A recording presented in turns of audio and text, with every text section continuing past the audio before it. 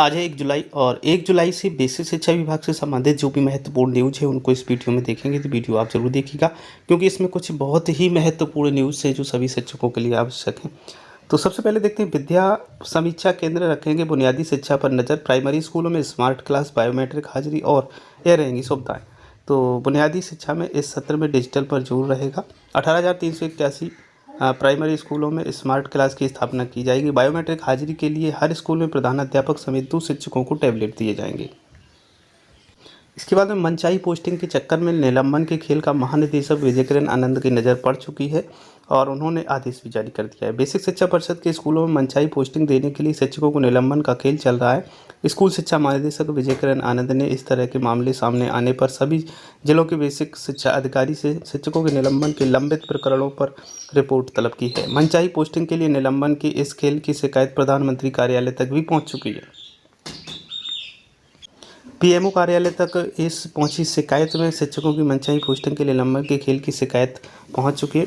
United teachers association ने 2021 में बलरामपुर में बीएससी के खिलाफ पीएमओ तक शिकायत कर आरोप लगाया थी कि वहां मनचाही पोस्टिंग के लिए शिक्षकों को पहले निलंबित किया जाता है, फिर जाँच में दोष मुक्त कर मनचाही स्कूल में तैनाती दी जाती है। तो महानिदेशक ने साफ किया है कि शिक्षक का निलंबन बहुत आवश्यक होने पर अंतिम विकल्प के रूप में ही किया जाना चाहिए। उन्होंने निर्देश दिए हैं कि निलंबित शिक्षकों के खिलाफ विभागीय अनुशासनिक कार्रवाई को 1 महीने की अवधि में पूरा किया जाए। अनुशासनिक कार्रवाई 1 महीने में पूरी नहीं होने पर बीएसए और खंड शिक्षा अधिकारी की जिम्मेदारी तय की जाएगी।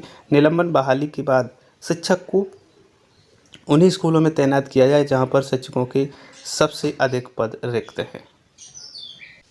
आधार सत्यापन के बिना डीबीटी नहीं, ये क्लियर सी बात है कि जब तक आधार सत्यापन नहीं होगा तब तक डीबीटी नहीं भरी जाएगी। तो आधार सत्यापन होना अति आवश्यक है। प्रत्येक बच्चे का आधार सत्यापित होना चाहिए।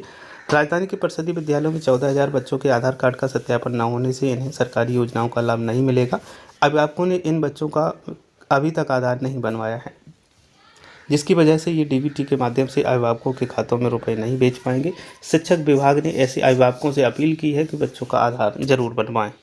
इसके बाद महंगाई भत्ते में हो सकती है 4% की बढ़ोतरी।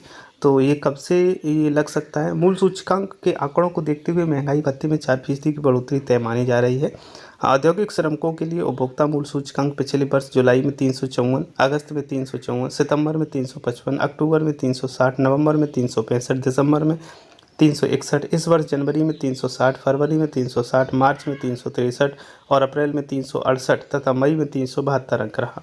वेतन और पेंशन निर्धारण की जानकार एजी ऑफिस से सेवानिवृत्त हरिशंकर तिवारी का कहना है कि जून में भी सूचकांक 372 रहता है, तो कुल योग 4,344 होगा। इस लिहाज से औसत सूचकांक 362 होगा। इस आधार पर जुलाई से 38.48% महंगाई भत्ता बनता है।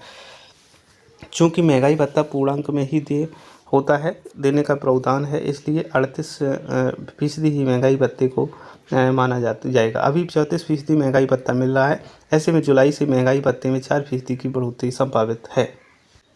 यूपी में 3 जुलाई से गरज चमक के साथ भारी बरसात के आसार हैं और इन जिलों में इसका अलर्ट भी जारी कर दिया गया है। तो देखते हैं, सबसे पहले 3 जो ज़िले हैं जहां पर रेड अलर्ट जारी किया गया है, बदायूं, फर्रुखाबाद और कन्नौज में रेड अलर्ट है।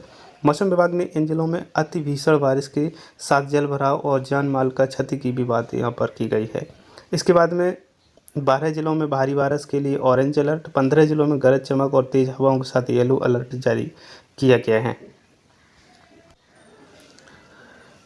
तो यहाँ पर इन जिलों में अलर्ट जारी किए गए हैं। ऑरेंज अलर्ट वाले जो ज़िले हैं उनमें ललितपुर, झांसी, महोबा, हमीरपुर, जालौन, कानपुर नगर, कानपुर देहात, औरैया, इटावा, मैनपुरी, एटा, कासगंज, इनमें तेज़ हवाओं और गरज चमक के साथ बारिश हो सकती है। वहीं येलो अलर्ट जोन में यदि बात करें तो चित्रकूट, बांदा, रायबरेली, उन्नाव, लखनऊ, बाराबंकी, सीतापुर, हरदोई के साथ पश्चिमी उत्तर प्रदेश के आगरा, फिरोजाबाद, हाथरस, मथुरा, अलीगढ़, बुलंदशहर, अमरोहा, संभल में गरज चमक के साथ मूसलाधार बारिश की संभावना है, इसलिए यहाँ पर येलो अलर्ट जारी किया गया है। प्रत्येक बीआरसी पर आईसीटी फैसिलिटी की स्थापना कर दी गई है। वहाँ पर 6.4 लाख का बजट भी पीएवी द्वारा स्वीकृत कर लिया गया है। तो आईसीटी की फैसिलिटी होने से काफ़ी कुछ अच्छा होने की संभावना है और जो शिक्षकों पर अभी तक बराबर दबाव बनाया जा रहा है, चाहे वो डीबीटी हो या फिर ऑनलाइन ट्रेनिंग टीचिंग काफ़ी चीज़ें ऐसी होती हैं जो शिक्षक अभी उसमें सक्षम नहीं हैं, वो प्रशिक्षित नहीं हैं, लेकिन वो फिर भी वो कार्य कर रहे हैं, तो ऐसे कार्यों के लिए कुछ फ़ायदा हो सकता है।